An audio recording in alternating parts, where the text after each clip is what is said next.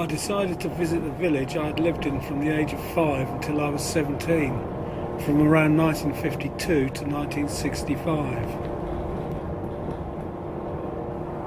I left in a hurry when my family said they were selling up and going to Bristol. I stayed in Cambridge, hanging around like a bad smell.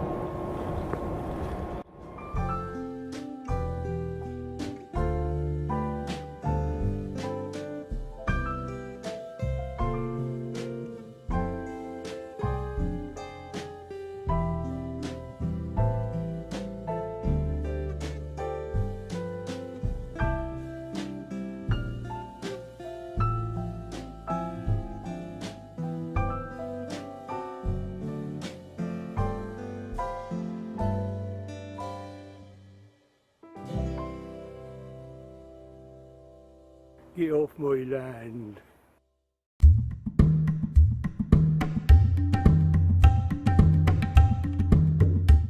I was 5 years old when I arrived in the front of a furniture van from Beckenham in Kent in 1952.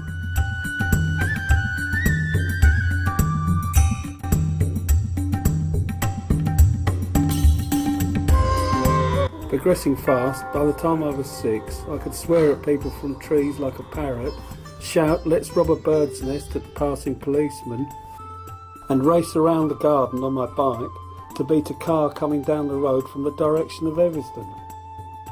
Fortunately, in the 1950s, cars weren't so quick as the ones now driven through the village by wild-eyed silver foxes.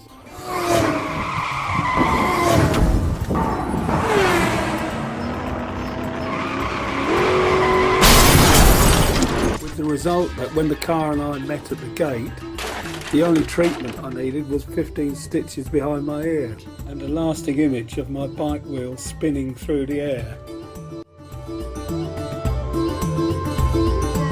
In a thatched cottage across the road, there were alleged strange goings-on with a man in a wheelchair, his fat golden-haired wife and local kids who used to call and see them.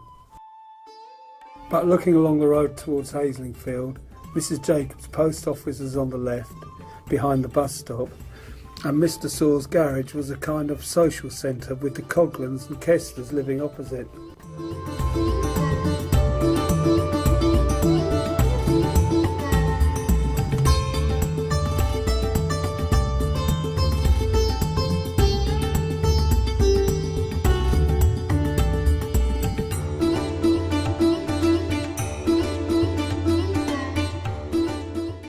Around the corner, past the pond and farmhouse, there was the village school.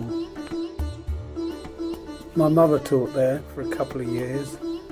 Christopher Kester and myself competed to be the worst behaved pupils. The parish council met in the school. My dad was a member for a while, although he'd been a code breaker at Bletchley Park while still a teenager and fluent in Chinese and Japanese. I don't know if he managed to decipher what was said in those meetings.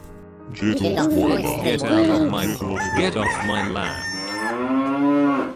At the age of 7, I was sent off to a posh prep day school in Cambridge. From then on, my relationship with Christopher Kester changed from ally to enemy, until, in the early 1960s, we would spend evenings driving round Cambridge Market Square on 2 wheels in his new Mini, eyeing up the birds.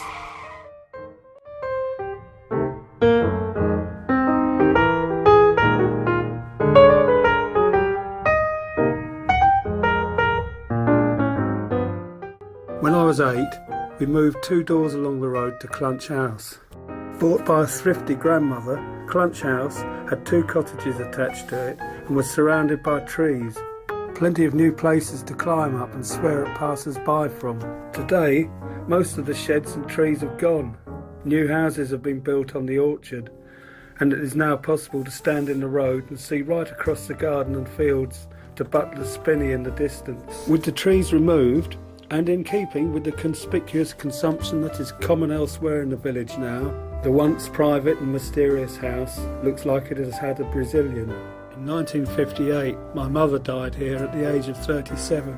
Despite her being in agony for several hours and many phone calls, the doctor in nearby Comberton didn't get off his ass until he was too late.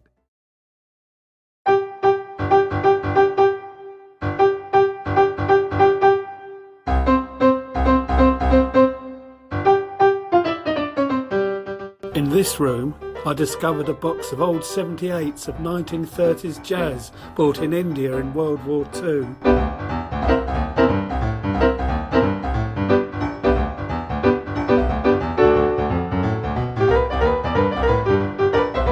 From then on, I never looked back. Gradually, sitting up trees, swearing like a parrot, became less of an attractive proposition. Mainly because I was too drunk to climb the trees.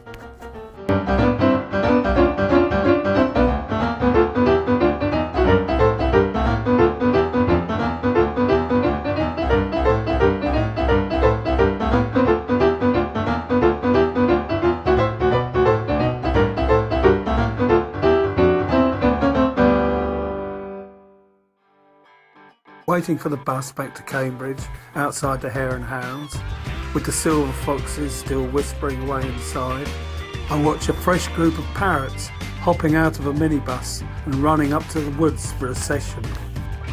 That's what is best about the village of Harlton. The woods, or plantation as I knew it, are still there, and Barrington Cement Works just stopped short of munching them away.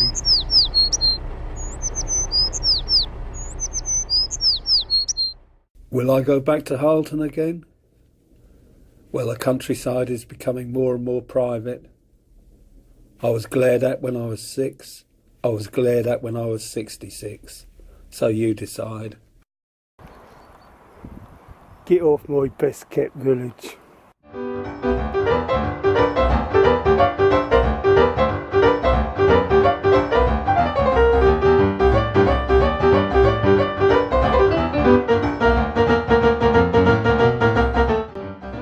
Get off my land.